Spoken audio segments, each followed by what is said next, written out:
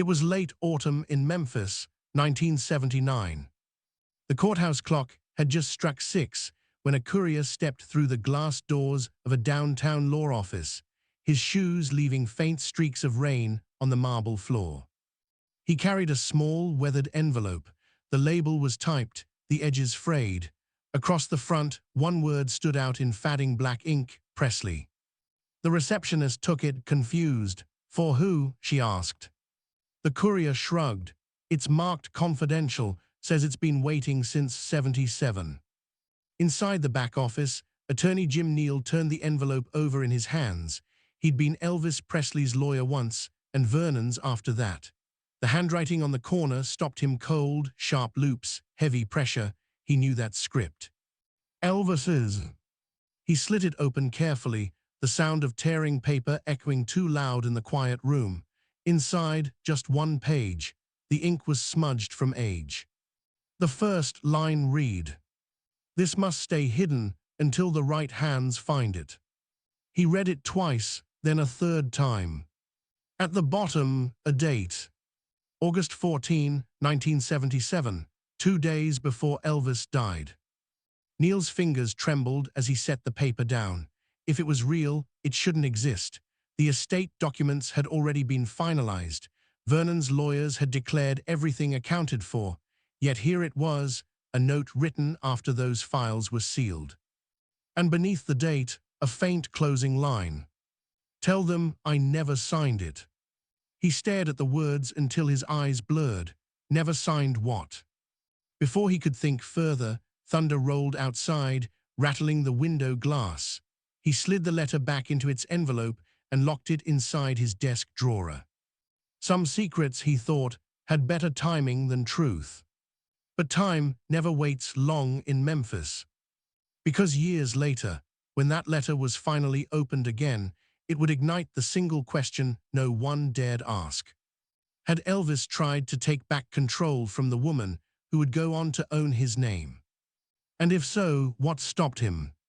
3 years earlier, before the paper trail, before the lawsuits and the legacy, Elvis was sitting in his upstairs office at Graceland. It was 1976. The air conditioner was broken again, the night thick with southern heat. He was hunched over a desk cluttered with invoices, fan mail, and a half-empty bottle of Dr. Pepper. Downstairs, voices echoed: his father, his cousins, a few old friends. But upstairs, Elvis sat alone, flipping through pages he didn't remember signing. Contracts, licensing agreements, business renewals, all under his name. But several bore a signature he didn't recall writing. He frowned, tracing the pen strokes. Same curve, same tilt, but off somehow, the kind of off you feel more than see. He leaned back in his chair, rubbing his temples. "She's deciding things that ain't hers," he muttered under his breath. Down the hall, one of his guards heard him through the door. He'd never forget that line. A week earlier, a new licensing deal had surfaced, one that tied Priscilla Presley to the joint likeness rights of Elvis and Priscilla as a pair. The deal had been filed quietly, negotiated through her attorney. And yet, it carried his signature. Elvis didn't argue right away. He never liked confrontation. He just stared at the document until the words blurred. Then he closed it, tucked it into a folder, and whispered, "Not this time." But deep down, he knew the fight wouldn't be on paper, it would be personal. The months that followed were filled with contradictions. He'd call Priscilla late at night about Lisa Marie's schooling, then slam the phone down in frustration. He'd send her gifts for Christmas, then tell his inner circle she'd turned his life into business. To the public, they were civil, the model of an amicable divorce. But inside Graceland, whispers grew. "She's reorganizing his name," one cousin said. "She's protecting Lisa," another insisted. Both were right. Both were wrong. Because by 1976, Priscilla wasn't just the ex-wife of Elvis Presley, she was becoming the architect of his future. When Elvis's financial manager quit that summer, it was Priscilla who stepped in to recommend a replacement. When Vernon asked how to cover the growing debts, she introduced the idea of consolidating the estate under one controlled trust. Every move seemed helpful.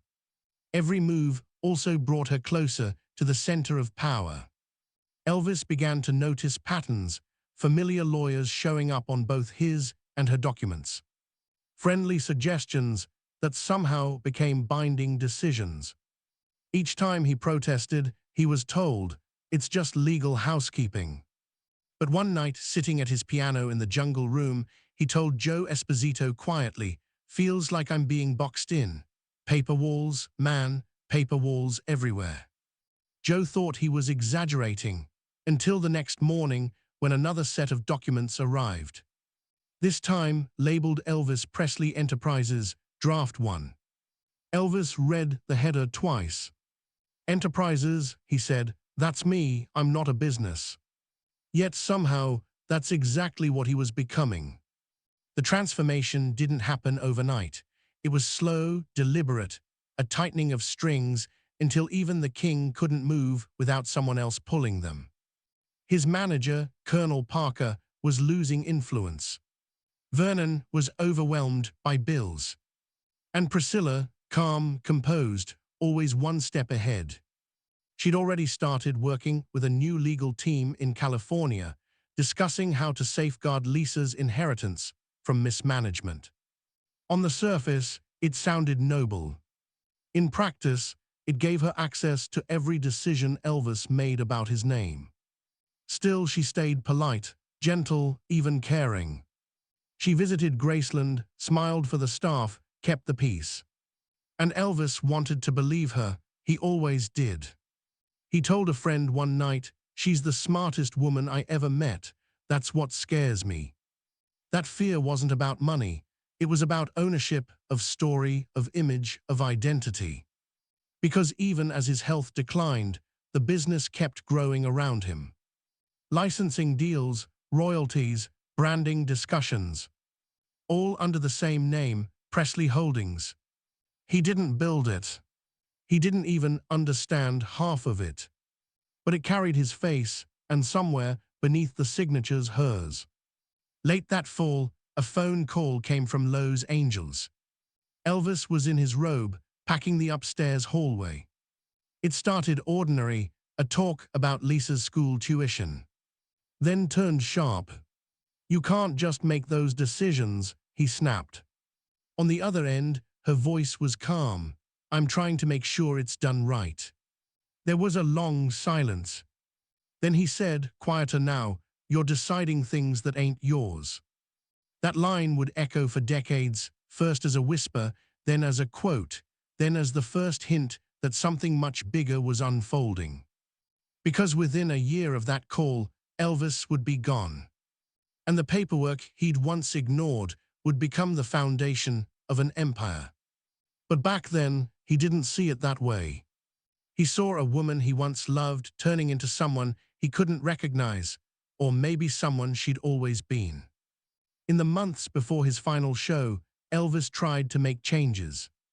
He asked for revisions to his will. He told his lawyer he wanted Lisa to have full say over her own name one day. But the revisions never went through. Vernon delayed them, saying there wasn't time. The colonel discouraged it, warning it would complicate business. And Priscilla, she stayed silent. By summer of '77, the revisions were still in draft. But something else had appeared, a private trust agreement written in handwriting that looked familiar, but not quite identical to Elvis's. It named two trustees, Vernon Presley and Priscilla Presley. No signature from Elvis, just typed initials. When Jim Neal, the attorney, reviewed it, he asked Vernon if Elvis had seen it. Vernon said yes. Then paused. "Least I think he did." That document would later vanish. Meanwhile, life at Graceland went on, or something like it. The halls still echoed with music, but the joy was fading. Elvis had lost weight, then gained it again. His voice was strained, but his heart still belonged to the stage. Fans saw the jumpsuit, the lights, the smile. They didn't see the worry behind it, the endless meetings, the urgent papers waiting backstage. At night, after the concerts, he'd sometimes pull out those folders and flip through them alone. The more he read, the less he understood. The more he understood, the less he trusted. He'd underline words like control, image, representation. Then set the pen down and say, all I ever wanted was to sing. It was no longer about music. It was about ownership. And he was losing it, not to strangers, but to someone who once promised she never wanted it. One night he told his bodyguard, if something happens to me, make sure they don't change my story. The guard nodded, not realizing what he meant. No one did. Until years later, when the papers proved what the words already hinted. That's the cruel truth about legacies. They don't die when people do. They just change hands. And sometimes, the hands holding them aren't the ones you'd expect. In early August 1977, 2 weeks before his death, Elvis met with Vernon and asked for one last adjustment. He wanted to rewrite part of his estate to make sure no one can use my name without my okay. Vernon said it was too late, the lawyers were tired, the finances too tangled. Elvis pushed a page toward him anyway. Then this stays between us. He wrote a line in his own hand. No one owns me. He folded it, sealed it, and handed it to Vernon. For Lisa, he said, if they ever try to change it. 2 weeks later, Elvis was gone. And that folded page, his quiet act of rebellion, disappeared. Years later, when Priscilla walked into a boardroom to discuss turning Graceland into a tourist site, someone asked how she felt taking control of it all. She smiled, perfectly poised. I'm not taking control, she said, I'm protecting it. The room applauded, cameras clicked. And somewhere, locked away in a Memphis law office, that one-page letter still sat in the dark. This must stay hidden until the right hands find it. No one yet knew what right hands meant. But the world was about to find out. Because the paper Elvis left behind was more than a signature. It was a warning. And once it resurfaced, it would expose a secret that even Graceland's walls couldn't contain. He had tried to stop the transformation before it began. She had already built it before he could. And somewhere between them, between love and control, the Presley empire took its first breath. The rain outside the law office that night had stopped. Jim Neal turned off the lights, the envelope still locked inside his desk. He told himself he'd deal with it tomorrow. But tomorrow never came. Because by the time anyone dared open that drawer again, Priscilla Presley was no longer just the ex-wife of Elvis. She was the guardian of his name, the architect of his empire, and the keeper of a truth the world still hasn't heard. And that's where the story begins to twist. Because every empire built on love eventually finds its breaking point. And this one was written in ink. It was February 1977, just 6 months before the world would lose him. Graceland slept under a thin veil of frost, the iron gates quiet, the house dim except for a single light burning upstairs. Elvis was awake again. He sat at his dressing table, scribbling notes on a yellow pad, his handwriting restless and uneven. Across the top, he'd written 3 words, Lisa's name safe. He wasn't thinking about concerts or costumes now. He was thinking about control, something he'd always believed he still had. But every phone call, every letter from Los Angeles told him otherwise. Someone else was moving pieces in his game. And every time he tried to take one back, the board changed. He dropped his pen, leaned back, and whispered, I ain't signing another damn thing till I know who it's for. But the world around him didn't wait for his certainty. Downstairs, Vernon was already on the phone with accountants. Papers were piling up faster than bills could be paid. The Colonel wanted another tour, RCA wanted another album, the lawyers wanted another clause. And somewhere in California, Priscilla Presley was already speaking with a publishing house about the book that would rewrite their story. To everyone else, it looked like separate lives. To Elvis, it felt like someone had quietly reached across the table and taken the pen out of his hand. The first signs came through a friend. A producer in Los Angeles called to congratulate him on the new partnership arrangement that merged his likeness rights with a secondary management firm.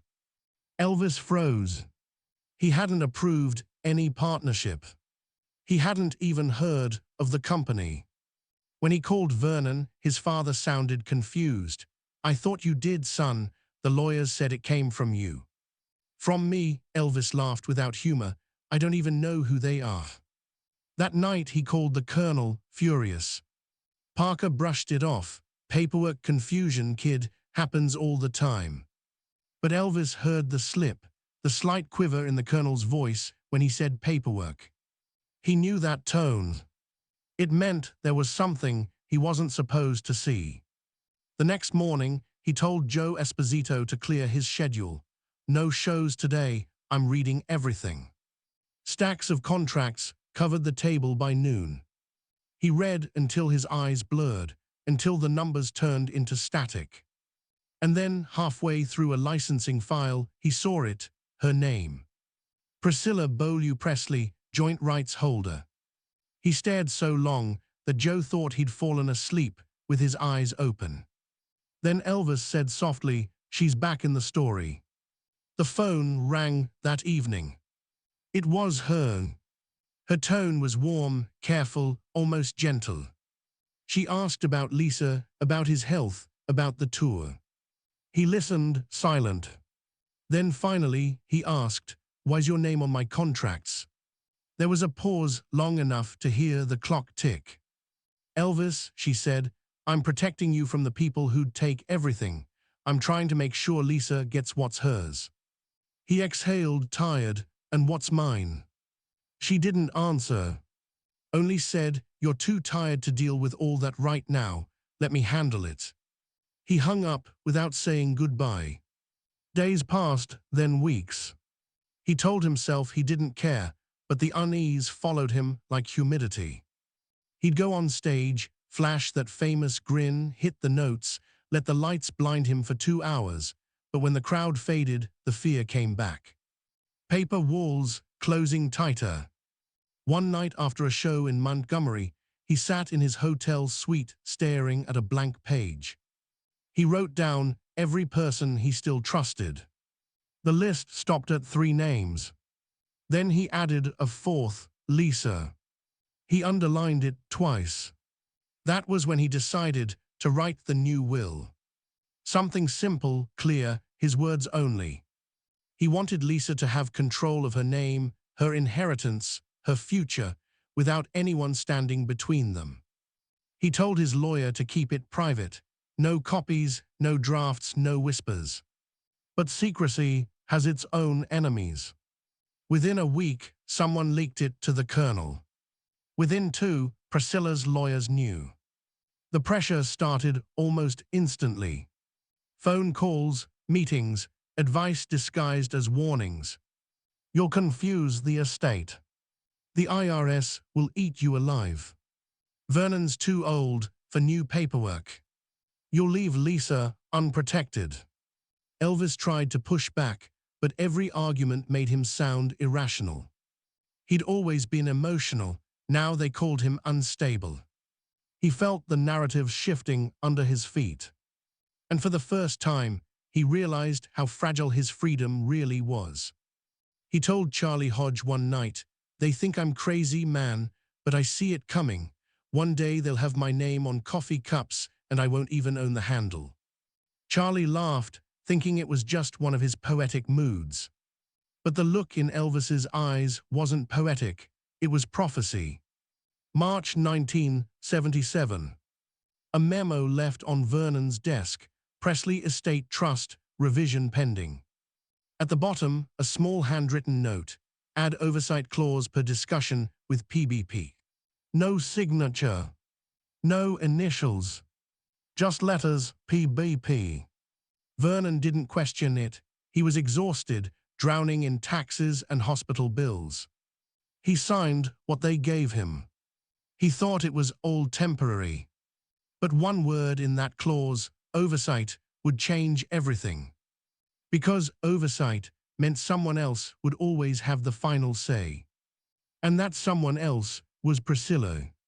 Around that time, Elvis began recording a string of late-night monologues into his tape deck. Most were rambling thoughts, half songs, half confessions. On one tape, his voice is soft, almost pleading. Don't let M box me in. Don't let nobody decide for me. Trust's a dangerous word, man. People use it like perfume. They spray it on so you don't smell the truth. That line, trust's a dangerous word, would return again months later, whispered in his final call. But for now, the tape stayed locked in his drawer, unheard by anyone. He still hoped he could fix it. April came. Priscilla flew to Memphis for a weekend visit with Lisa. Elvis agreed to dinner at Graceland. They hadn't sat across from each other in years. At first, it was cordial. They talked about school, about music, about old friends. Then, as Lisa went upstairs, silence settled between them. Elvis leaned back, arms crossed. You ever think about letting go? She smiled politely. Of what? Of all this, the name, the business, me. She sipped her tea, eyes calm. I'm not holding on, Elvis, I'm holding it together. He studied her face, searching for something he used to know. Whatever it wasn't there anymore. When she left that night, he stood on the porch, watching her car disappear down the driveway. Then, to no one in particular, he said, she's building a house out of my name. By June, his health was failing. The doctors warned him to rest. He ignored them. The music was all he had left that still belonged to him. But even on stage, the ghosts followed.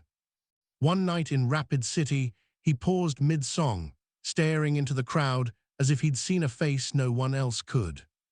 When the band fell silent, he said quietly into the mic, "They're trying to turn me into an idea.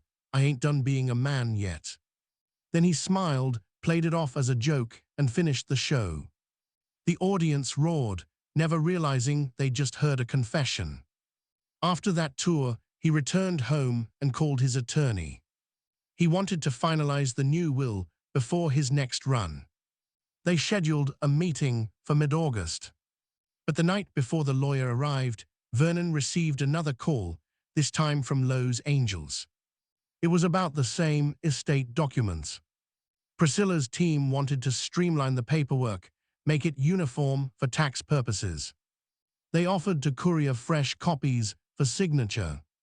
Vernon, trying to be helpful, agreed. He signed as witness and sent them back overnight. No one noticed that one page, page 7, was missing from the return envelope. That missing page was the clause Elvis had asked to review personally. The oversight clause. August 12, 1977.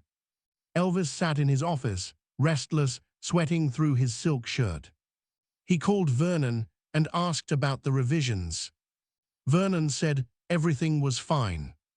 Elvis didn't believe him. He hung up, grabbed the phone again, and dialed a number he hadn't called in weeks. When she answered, his voice was raw.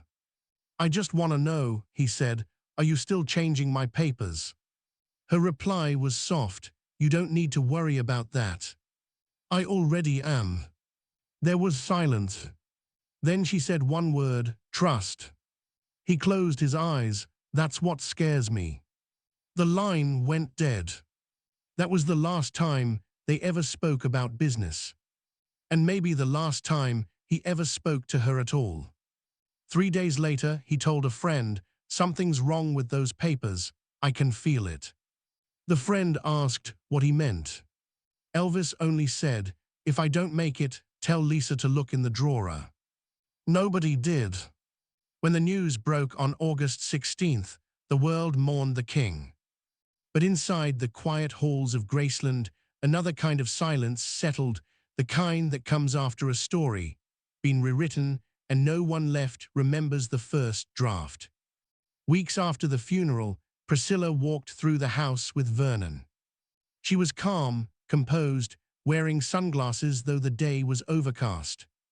He handed her a stack of unopened mail, including one envelope stamped legal notice, pending trust.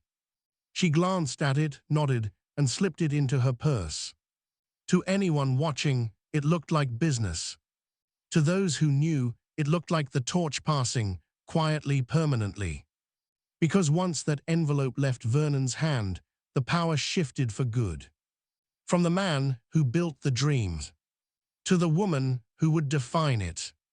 Years later, when reporters asked her how it all began, she smiled that careful smile and said, "Elvis trusted me." And maybe he did. Maybe that was the problem. Because the word trust had turned into the very thing he feared most. A signature written in ink he never got to dry.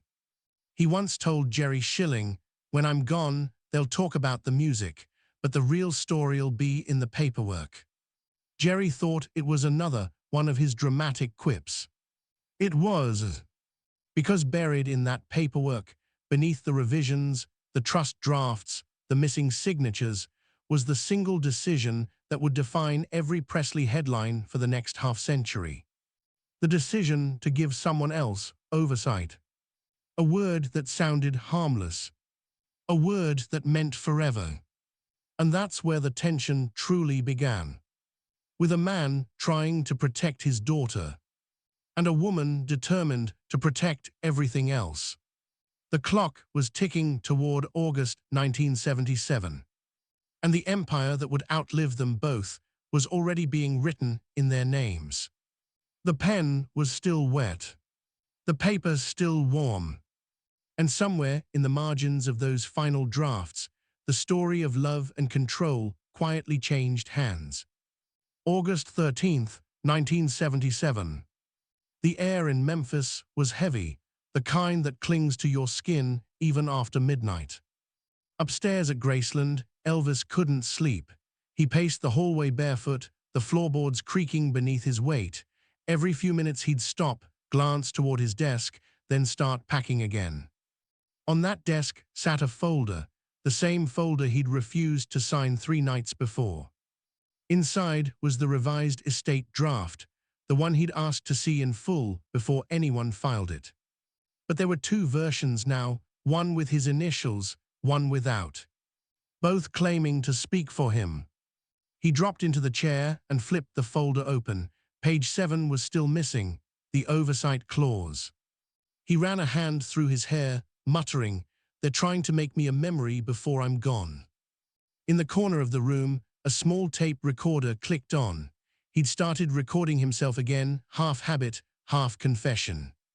His voice was low, tired, uncertain. "I've been generous, but I ain't blind. They think I don't know when the game changed. I know." A pause. "Trust, that word's been killin' me." The next morning, Vernon found him at the piano. Elvis didn't look up. "Did you sign those papers?" he asked without turning around. Vernon hesitated. "They said you already had." He hit a single key, sharp, loud, cutting the air in two. "I didn't." Vernon tried to calm him, but Elvis kept playing the same note again and again, harder each time. Then he stopped, looked his father in the eye, and said quietly, "You gave away my voice." Vernon didn't answer. He couldn't. Because deep down, he wasn't sure anymore who was running what. That afternoon, Priscilla called. She'd heard he was upset. "Elvis, we're just finishing what you started," she said softly. "You wanted things organized." "I wanted peace," he said. "And this gives you peace," she insisted. He let out a hollow laugh. "Peace don't come with paperwork." The call ended abruptly. But somewhere between their words, the final thread of trust snapped. Later that day, Elvis's attorney arrived from downtown Memphis. He carried a manila envelope marked Presley Estate Transition, Draft Revision. Elvis asked the same question 3 times before opening it. "This the one I signed?" The lawyer looked uncomfortable. "It's the finalized version." Elvis stared. "Finalized by who?" The man didn't answer. He simply placed a pen on the desk and said, "If you'd like to confirm, just sign here." Elvis pushed it back across the table. "Not tonight." That signature line stayed empty. But 2 days later, another copy surfaced, the same document, now bearing his name in perfect blue ink. Only one problem: Elvis hadn't touched a pen since that night. August 15th. A summer storm rolled through Memphis, rain hammering against the windows like fists on glass. Inside, Elvis was restless again, moving between the piano and the phone, packing, sweating, talking to himself. Joe Esposito would later say he'd never seen him so agitated. He looked like a man trying to fight something nobody else could see. At 2 a.m., he called Jerry Schilling. "Joe, they're changing the papers," he said. "Who?" "Them, all of them, the ones who smile when they say trust." He paused, voice shaking. "If anything happens to me, don't let 'em rewrite me." Those were the last words Jerry ever heard from him. August 16th, 1977. Morning light spilled through the drapes. The house was quiet. By noon, the world would know. And before anyone could understand what was happening, the papers he'd fought over were already being moved, boxed, sealed, and sent to Vernon's office for security. Among them, the unsigned version of the estate transition file, the tapes, and a handwritten page that read simply, "No one owns me." That page never made it to the archive. 3 days later, the lawyers reconvened downtown. The atmosphere was frantic: bills, royalties, chaos. Someone asked what to do about the unsigned revision. Vernon was exhausted, grieving, lost. "Do what you need to do," he said. So they did. Within hours, an amended version appeared, this time dated August 14, 1977, 2 days before his death. Signed, sealed, filed. And with that single document, the Presley estate changed hands forever. Rumors spread fast. Some said Elvis had signed in a haze of medication. Others said someone signed for him. No one could prove either story. But Jim Neal, the same attorney who'd handled Vernon's affairs, noticed something the moment he read it. The ink on the signature was darker than the rest. Different pen, different pressure, different story. He mentioned it quietly to a colleague. "Looks like it was added later." The colleague frowned. "By who?" Neal folded the paper, slid it into an envelope, and whispered, "By whoever needed it most." That envelope would stay hidden for years. Meanwhile, Priscilla stepped forward. Calm, composed, publicly heartbroken. Privately decisive. She offered to help Vernon sort through the mess. She told the press it was about Lisa's future, about protecting Elvis's dream. The world applauded her grace. Behind closed doors, she was already restructuring the empire. Forming boards, drafting bylaws, naming executives. Elvis Presley Enterprises was born. On paper, it was about preservation. In truth, it was about consolidation. Because once that company was created, every product, every license, every photograph, every memory tied to Elvis Presley flowed through one channel. And at the top of that channel sat Priscilla. Vernon passed the following year, and with him went the last real oversight. The estate's debts were settled, the books rebalanced, and the control cemented. When the dust cleared, the same clause that had haunted Elvis, the oversight clause, reappeared in the founding document of Elvis Presley Enterprises. Word for word. To most, it was legal jargon. To those who remembered August 1977, it was a ghost in print. By 1979, whispers began circulating among those closest to the family. One of Elvis's old accountants told a reporter off the record. There was a draft that disappeared, the one he never signed. But no one wanted that story told. The estate threatened legal action against anyone who mentioned alternate paperwork. Still, the rumor grew. Fans talked, insiders hinted. And quietly, behind all the noise, a small manila envelope changed hands from one lawyer's drawer to another's safe. The label read, Presley Estate Transition, Original Copy. Inside was the same paper Jim Neal had locked away the night after Vernon's death. At the top, Elvis's handwriting. At the bottom, blank. That envelope was the missing piece. And it proved one simple, devastating truth. Elvis Presley had never signed the document that gave Priscilla control. But that truth didn't matter anymore. Because the world had moved on and the empire was already built. Priscilla appeared on television, calm and radiant, speaking about honoring Elvis's wishes. She told interviewers that she wasn't rewriting his story, only protecting it. It sounded noble. It sounded final. Few noticed the tiny difference in her phrasing. I'm ensuring it's told properly. Properly. A word that, in her hands, meant something else entirely. Back in Memphis, some of the old guard felt uneasy. Joe Esposito, Red West, Jerry Schilling, men who'd lived beside Elvis for decades, watched as Graceland transformed from a home into a monument. Tour began, souvenir shops opened, licensing exploded.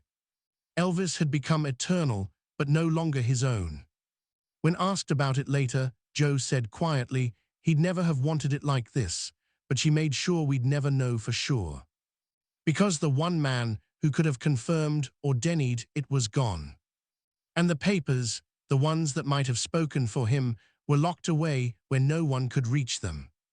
In 1980, during the early planning of Graceland's public opening, one of the financial officers stumbled across a strange entry in the records. Presley Estate Transition, 1977, Confidential Amendment. The file was marked Restricted. He asked a supervisor about it. The reply was short, family business. 2 days later, the entry was deleted from the ledger. When he mentioned it to a colleague years later, he said he'd never seen anything like it again. It was like the paper erased itself, he said, like somebody wanted history to start from scratch. And yet, for all the secrecy, one question lingered in every whisper, every interview, every hallway at Graceland. Did Elvis know? Did he know that, days before his death, the control he'd fought for had already slipped from his hands? Some say yes, that's why he was restless, agitated, unable to sleep. Others say no, that he died believing his daughter would inherit it all untouched.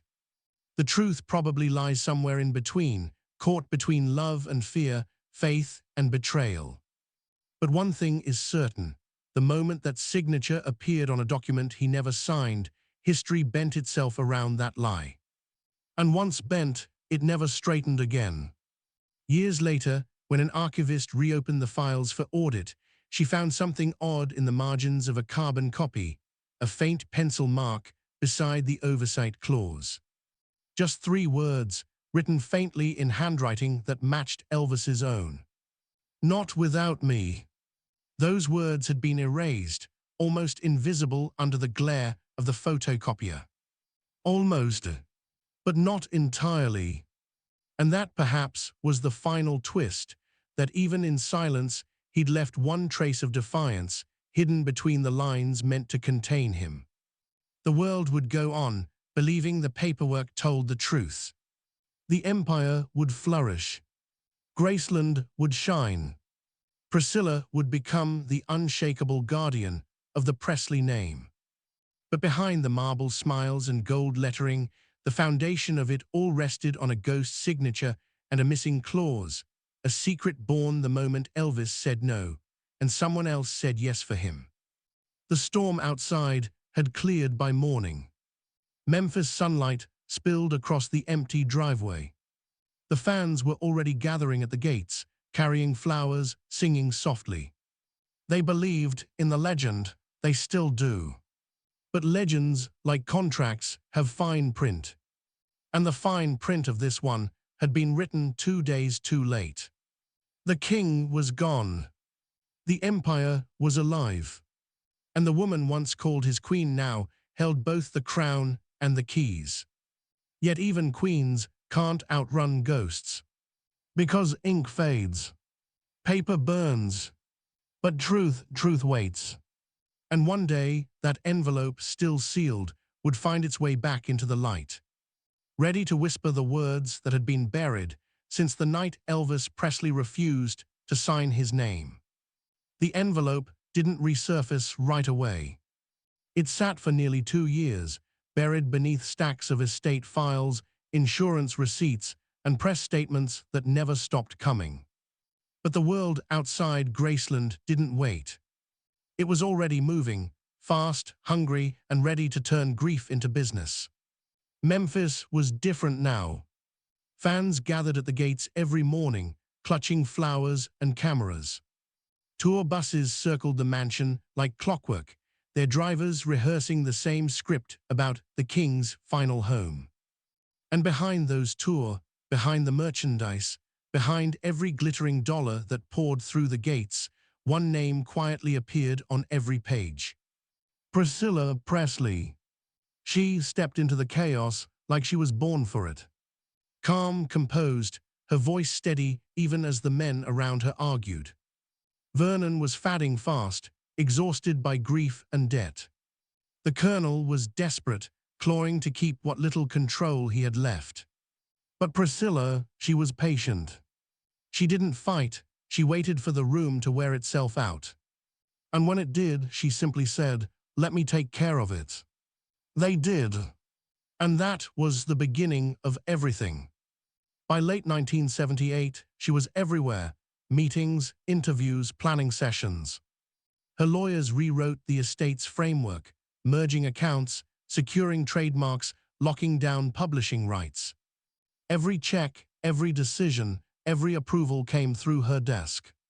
She told them it was all for Lisa Marie. But every person in that room could feel the shift. Elvis's legacy had a new gatekeeper, and she wasn't giving the keys back. When Vernon died in 1979, the transition was complete. There was no ceremony, no argument, no resistance. One week he was signing papers, the next, his name was quietly replaced with hers. Just like that, the last thread of the old Presley control was gone. And inside the new charter for Elvis Presley Enterprises, tucked deep in the fine print, sat a familiar sentence. Long-term oversight to remain under Priscilla Presley for Lisa Marie's benefit. It looked official, innocent even. But the lawyers who'd worked for Vernon swore they'd never written it. One of them called it a ghost clause, something inserted after the fact, but too late to challenge. When reporters asked Priscilla about it years later, she smiled and said, "I don't recall every line, I just know I did what had to be done." That was her gift, answering everything without saying anything at all. Still, whispers started almost immediately. Members of the old guard, the Memphis Mafia, the bodyguards, the cousins, talked quietly about what Elvis had planned before he died. A new will. A trust that would hand everything directly to Lisa when she turned 25. But no one could find the paperwork. Some said it had been destroyed. Others claimed it had never been finished. Then came the rumor of a photocopy. A single blurred page found years later in a collector's box in Nashville. At the top, Presley Private Trust, 1976. In the margins, one line was crossed out in pen. Under executive authority, the name Priscilla Presley was scratched through.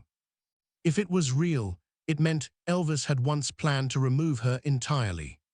If it was fake, it was a cruel masterpiece. Either way, within weeks of that photocopy surfacing, Priscilla's legal team filed a flurry of new trademarks, copyrights, and licensing renewals, locking down Elvis's name tighter than ever before.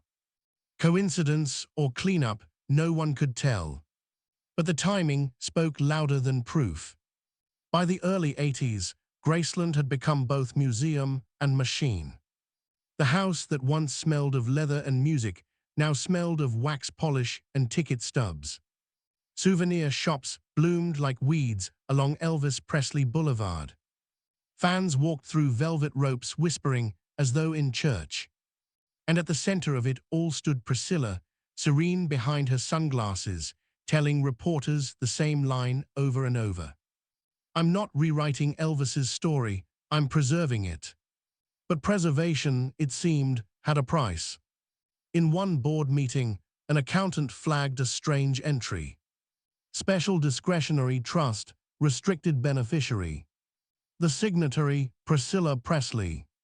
The beneficiary line, blank. When he asked about it, he was told, "That's family business." Within weeks, he was reassigned. The phrase, family business, became code for everything no one was allowed to question. And soon, even those who'd once challenged her stopped trying. Because every time someone pushed, something quiet but unmistakable happened, calls ignored, contracts delayed, careers ending with polite letters of restructuring. She didn't shout, she didn't threaten. She just erased. By 1983, her control was absolute. The estate was solvent again, the headlines glowing. Priscilla Presley saves Graceland. Elvis lives on through her vision. For fans, she was a hero. For insiders, she was a riddle wrapped in charm. And for those who remembered the arguments, the missing page, the unverified signature, she was something else entirely. A strategist. A survivor. A woman who turned loss into leverage. But not everyone accepted that version of the story. Joe Esposito broke first. In an interview he said quietly, Elvis wanted Lisa to have it all, her own name, her own rights. He said that clear, but when Vernon passed, everything changed overnight. That single quote spread like wildfire. Fans began to ask questions. If Lisa was the heir, why did every major decision still go through her mother? Priscilla didn't respond directly. Instead, she booked a television interview. She spoke about legacy, about love, about responsibility. Not once did she mention the trust. And somehow the storm passed, at least for a while. Then came the discovery. A retired paralegal, once part of Vernon's legal team, stepped forward. She described two versions of a crucial document, one signed by Elvis in blue ink, the other unsigned. When she'd asked which one was official, she was told, "Don't worry about that, the family's handling it." The signed copy vanished soon after. No one knew where it went, but everyone knew what it meant. If Elvis had indeed signed something that contradicted the estate's foundation, the empire could crumble overnight. But it never did. Because that paper, like the truth, was buried too deep to matter. As the 80s turned into the 90s, the money poured in. Licensing deals, film rights, tribute tour. Graceland Inc. was earning more in death than Elvis ever had in life. The king was now a brand, and the brand had a queen. When journalists asked her how she'd done it, she said, "Vision, love, and discipline." 3 words. But the insiders who heard them understood what she really meant. Vision, she saw what no one else could, that grief could be repackaged. Love, she used it like armor, untouchable and pure. Discipline, she never flinched, no matter the whispers. In 1993, Lisa Marie turned 25, the age she was supposed to inherit full control. The papers were prepared. The lawyers smiled. But when the day came, she discovered something she hadn't expected. Her inheritance wasn't full control. It was interest, a partial share. Every major decision still required her mother's approval. She was furious but quiet. She'd been raised in the shadow of paperwork too thick to argue with. When she asked why, the answer came rehearsed. It's for protection. Protection from what? From whom? No one ever said. But that word, protection, sounded an awful lot like control wearing a mask. Years later, Lisa would confide in a friend. It never felt like my father's anymore, it felt like hers. And maybe that was the saddest part. Not that Priscilla took power, but that she never gave any back. Because in protecting his name, she'd also imprisoned it, safely, profitably, endlessly. By the late 90s, fans had split into two camps. One saw her as the saint who saved Elvis. The other saw her as the strategist who sealed him away. Both sides had evidence. Both sides were right. Because truth, like legacy, always comes in halves. Then came the file leak. A collector in Tennessee sold a cache of estate documents at a private auction. Among them, a photocopy of a letter labeled Presley Estate Transition, Draft A, 1977. The date was August 14th. The signature line was blank. But beneath the typed text, faint and barely visible, were handwritten words. No one decides for me again. When the story hit the tabloids, the estate dismissed it as a forgery. But experts noted the handwriting matched every known sample. And the ink, aged, smudged, real. The paper disappeared within days, bought by an anonymous bidder. And just like that, the story faded again. Truth waiting. Behind the scenes, Priscilla kept working, cool, tireless, unbothered. She partnered with studios, negotiated film rights, turned anniversaries into global events. Every candle lit at Graceland was one more reminder that she'd outlasted every critic. But even those closest to her began to notice something different in her eyes, less certainty, more distance. Late at night, she'd walk through the mansion grounds alone. One security guard swore he heard her whisper, "You'd thank me if you saw it now." Maybe she believed that. Maybe she had to. Because once you've built an empire out of love, tearing it down would mean admitting it wasn't love anymore. By the early 2000s, the Presley name was unstoppable. Albums, remixes, holograms. But every success raised the same quiet question. Who was really being honored? Elvis, the man who wanted peace? Or Priscilla, the woman who couldn't stop protecting him? It didn't matter. The papers were signed. The money flowed. And the myth was permanent. Still, one thing never changed: the envelope. The one Jim Neal had sealed decades earlier. It remained in private storage, unlisted, untouched. Until one winter morning, long after anyone had stopped looking, it arrived back at the Graceland archives. No return address. No note. Just the same label in fading type. Presley Estate Transition, 1977. The archivist who opened it barely understood what she was holding. Inside was the original draft. The missing page. And in the margins, the same faint handwriting that had haunted every rumor. 3 words underlined twice. Prevent unilateral decisions. Except the version the world used had changed that word. Prevent had become preserve. 1 word. 2 letters. A lifetime of difference. That single alteration turned protection into possession. And it changed history. The archivist hesitated, staring at it, feeling something electric crawl up her spine. She placed it back in the folder, sealed it again, and whispered, "This shouldn't exist." But it did. And from that moment, the past was no longer buried. It was waiting. The woman who had saved Elvis's legacy had also rewritten its rules. The man who had feared losing control had lost it in the very act of trying to keep it safe. And between them, between love and law, memory and money, stood the one truth neither had ever spoken aloud. That love, when guarded too tightly, starts to look a lot like ownership. The story seemed over. The empire was thriving. Priscilla's face was synonymous with legacy. But deep inside the Presley archives, one line glowed under agging fluorescent light. The ink faded, the message eternal. Prevent unilateral decisions. The line Elvis had written. The line someone else had changed. And the change that would haunt them both.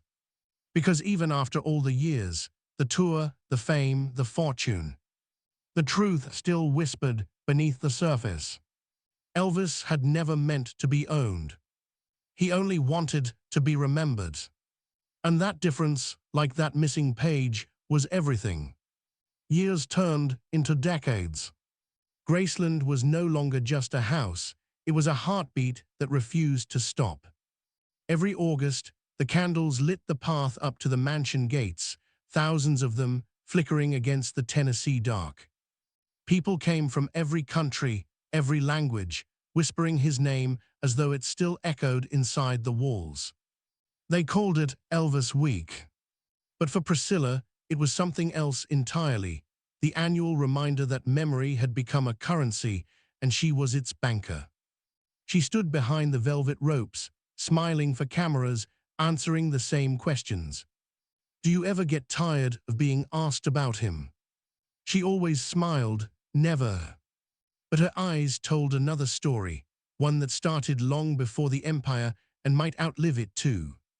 Because the truth of what happened between them wasn't buried in court filings or sealed vaults. It was carved into silence, the kind that follows you no matter how loud the applause gets. By 2005, the Presley brand was unstoppable. Movies, holograms, tribute shows, museum expansions, every new venture carried her signature somewhere near the bottom. Fans saw it as devotion. Insiders saw it as design. And the lawyers, they just saw the profit margins. But every empire, no matter how carefully built, begins to show cracks. And for Priscilla, those cracks appeared in reflections, in interviews, in old footage, in faces that looked too much like his. Sometimes she'd pause before speaking, as if hearing an echo she didn't invite. Sometimes she'd glance at the camera, then lower her eyes just a second too late. And sometimes, during those long anniversaries at Graceland, she'd walk past his old piano and rest her hand on the lid like it was still warm. One of the staff once overheard her whisper, "It still feels like he's about to start playing." Maybe he never stopped. Lisa Marie had grown into her own kind of storm, part rock and roll, part restlessness, part rebellion. She loved her father fiercely, and she loved her mother too, but somewhere in between, she learned what it meant to live under both of their shadows. Every headline with her name carried his. Every decision came with questions about them. And every lawyer she ever met seemed to work for someone else first. In private, she started to ask the questions the world had long stopped asking. Did the 1977 transition papers still exist? Was the oversight clause real? Who actually owned her father's name now? When she asked the estate's directors for answers, she got the same phrase every time. These matters are sealed. Sealed just like the envelope. And that word lit something inside her that even Priscilla couldn't quiet. One night after a Graceland memorial, Lisa stayed behind when the gates closed. The candles were still burning. She walked up the path, past the fans, notes and roses, until she reached the meditation garden. The marble gleamed in the moonlight. She stood there for a long time, the weight of both their legacies pressing on her shoulders. Then she said quietly, "Daddy, I'm trying to find what you left, but they won't let me." The wind moved through the trees like an answer too soft to hear. Behind the scenes, the audits had already begun. In 2009, a new accounting review uncovered a detail that no one expected: a web of licensing companies, each linked back to one controlling entity, Priscilla's private holdings. On paper, it was clean, legal, unremarkable. In spirit, it meant that even after all the promises, she still owned the last word on everything Elvis Presley ever touched. Lisa confronted her. There were no shouting matches, no slammed doors. Just two women sitting across from each other, silence thick between them. "Did Daddy mean for it to be this way?" Lisa asked. Priscilla looked at her daughter for a long time, then said softly, "He wanted it safe, and I made sure it was." Lisa nodded, but her eyes didn't agree. Because safety, to her, felt a lot like captivity. As the years passed, that unspoken tension became its own inheritance. They appeared together at events, always composed, always united. But in photos, their smiles never matched at the same time. To fans, they were the perfect guardians of the Presley name, the mother who built it, the daughter who carried it. But to those who knew them best, it was more complicated. Priscilla was trying to hold on to a man who had already become legend. Lisa was trying to find the father buried beneath the legend her mother had built. They were both right, and both wrong. In 2015, a newly surfaced memo reignited everything. It came from Vernon's old office files, dated weeks after Elvis's death. Scrawled in pencil at the bottom of the page: "Pending revisions to oversight clause, not yet approved." That single line changed everything again. It proved that, at the time of his death, the clause giving Priscilla power hadn't even been finalized. It was still waiting for Elvis's signature, a signature that never came. When the story broke, the estate moved quickly to contain it. They called it an incomplete draft, a misunderstanding, a clerical note. But the damage was done. The myth had been cracked open again. Because if that clause had never been approved, then the foundation of the Presley empire rested on unfinished ink. And unfinished ink means unfinished truth. For the public, it didn't matter. They kept coming to Graceland, kept buying records, kept believing in the version of Elvis that Priscilla had preserved. But for her, it was no longer belief, it was burden. The older she grew, the quieter she became. In interviews, she no longer said, "I protected Elvis." She said, "I kept him here." Those four words, soft, almost apologetic, carried the weight of everything she'd built. Because maybe she finally understood that keeping something alive isn't the same as keeping it free. Late one evening, a documentary crew filmed her walking through the empty mansion. They asked what it felt like to be the last person who truly knew him. She stopped, looked around, and said, "Sometimes I wonder if he'd recognize what we've become." The cameraman waited for her to go on. She didn't. That silence said more than any confession ever could. Historians call her a visionary. Critics call her controlling. Fans call her loyal. But truth doesn't care about names, it just waits until everyone stops talking. And when the talking ends, what's left is simple. Elvis built the dream. Priscilla preserved it. Lisa carried its weight. Each of them bound to the same story: love, power, and the impossible cost of both.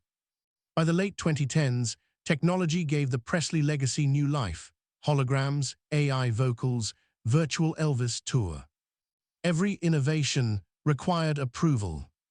Every approval required her name. Even in the digital age, control remained human, and that human was still Priscilla. But something about it haunted her. She told a friend, "I used to protect him from people. Now I'm protecting him from machines." Then, after a pause, she added, "I don't know which version of him they're keeping alive anymore." The friend asked if she regretted anything. She smiled faintly, "Only that I didn't stop sooner." That was the paradox that defined her, the woman who gave the world its king and then spent the rest of her life guarding his crown. In the end, it wasn't greed.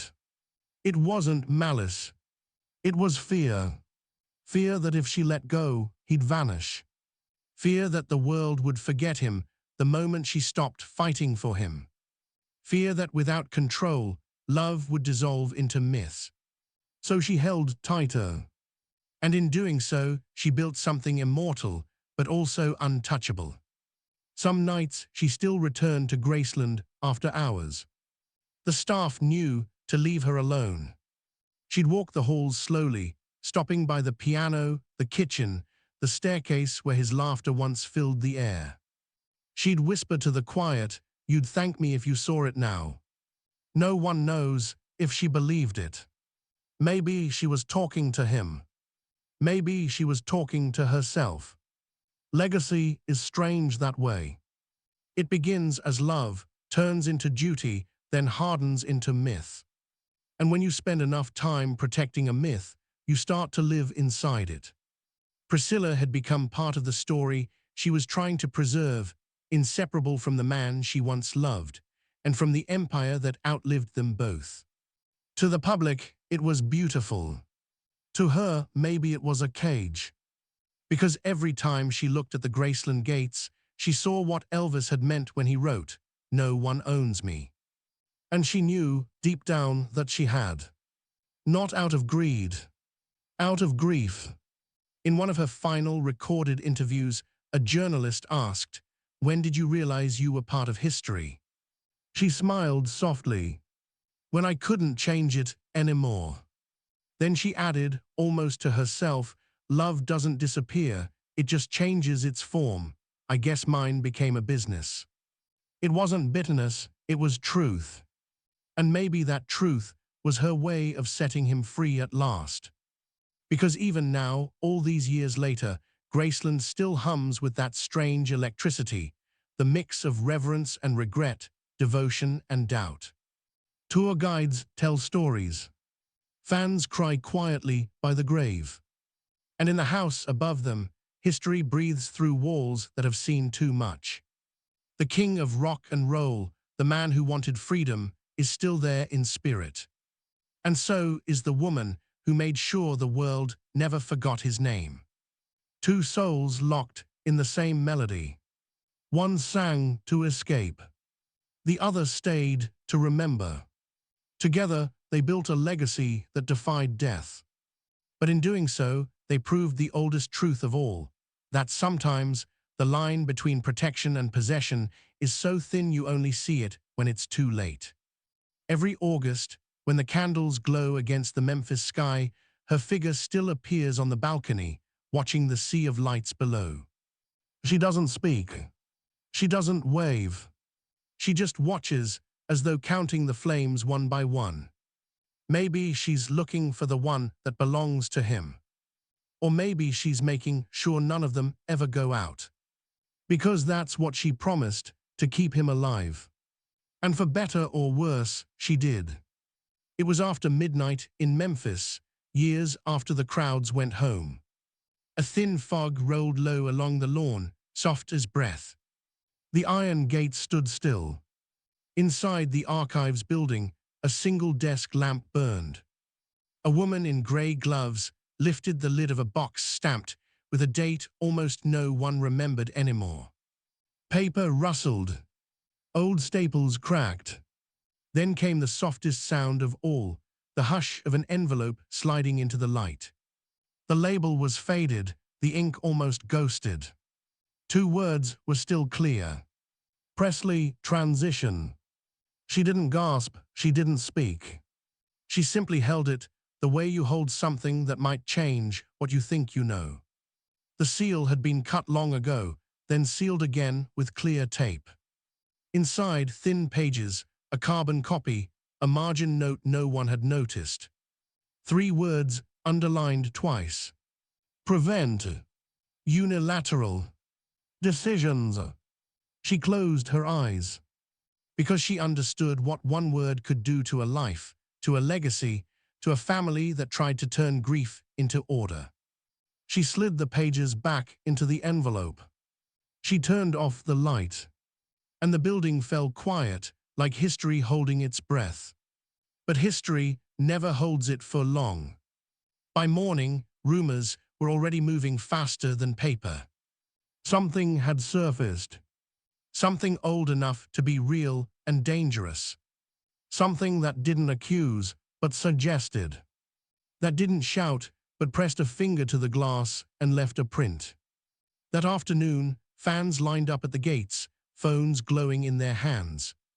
They asked the same question whispered 1,000 times before. Was the king protected or possessed? Upstairs in the mansion, a window curtain shifted.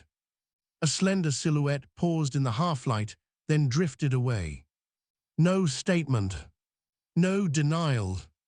Just the quiet rhythm of feet crossing a floor that once shook under music. Outside, the candles began to gather. One by one. Flame by flame. A soft river of light flowing toward the grave.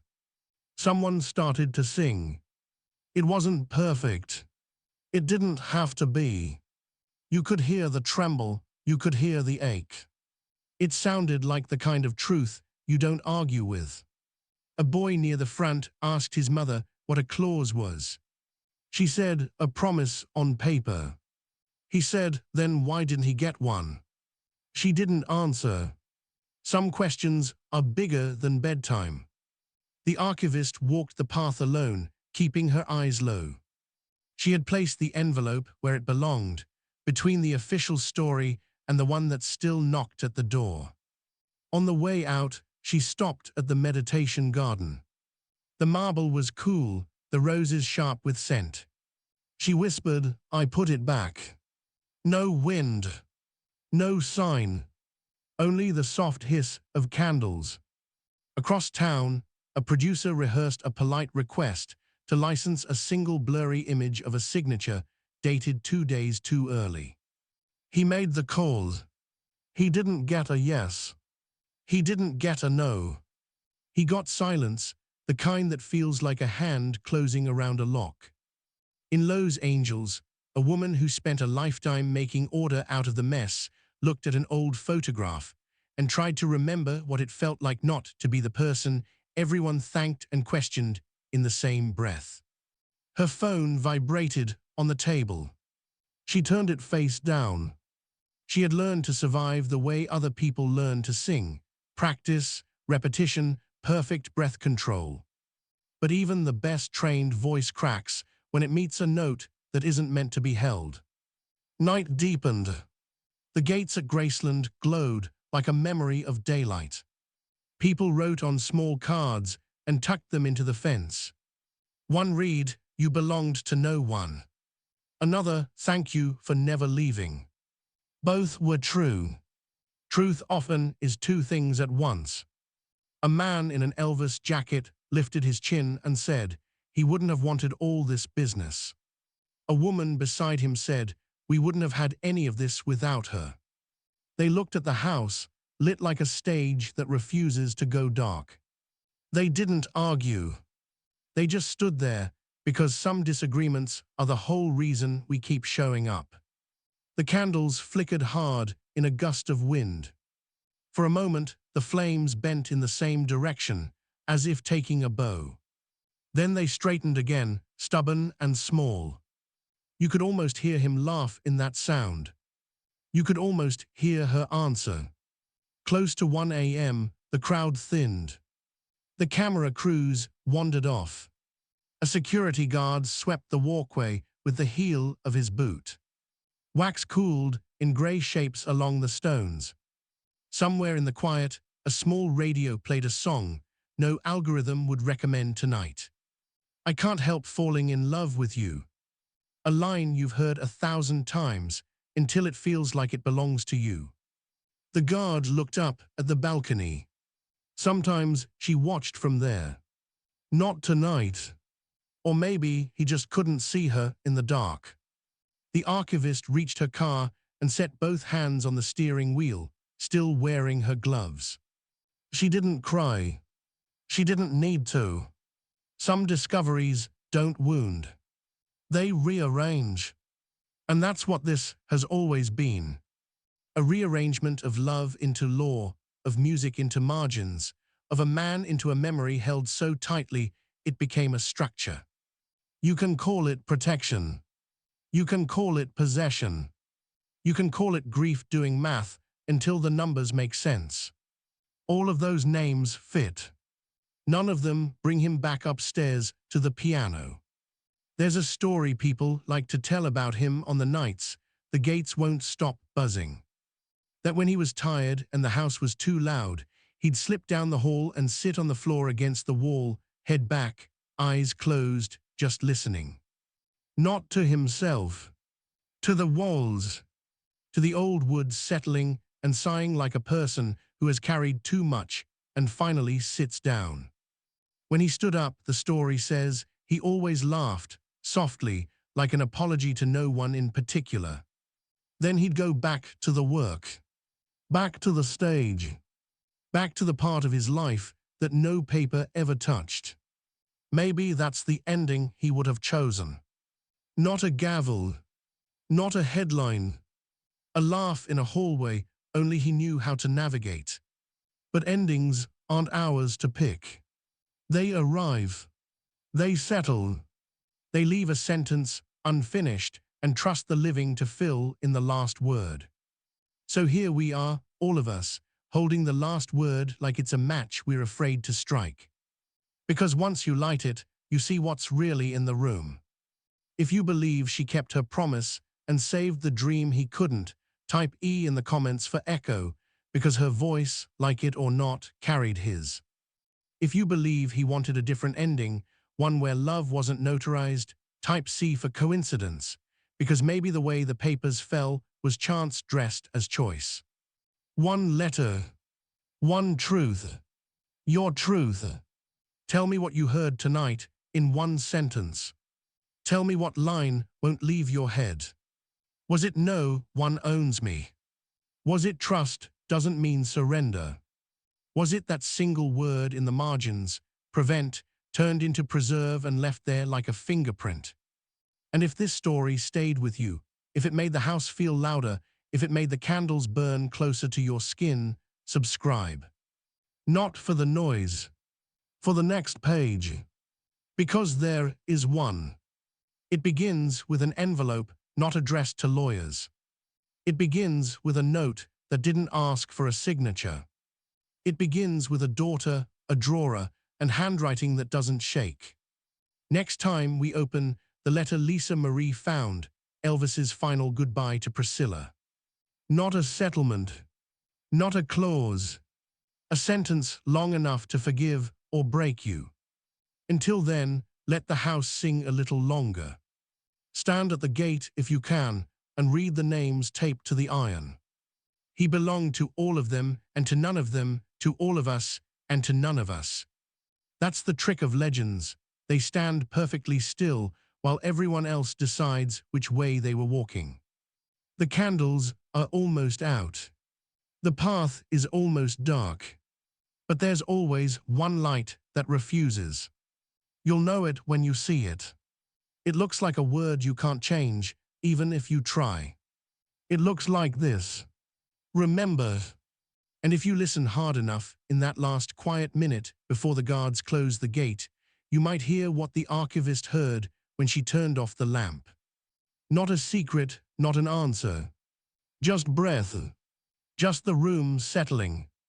Just the sound of a truth that never learned how to quit. He wanted peace. She built permanence. We keep the argument alive because we love them both for different reasons. Type A or C. Choose your line in the story.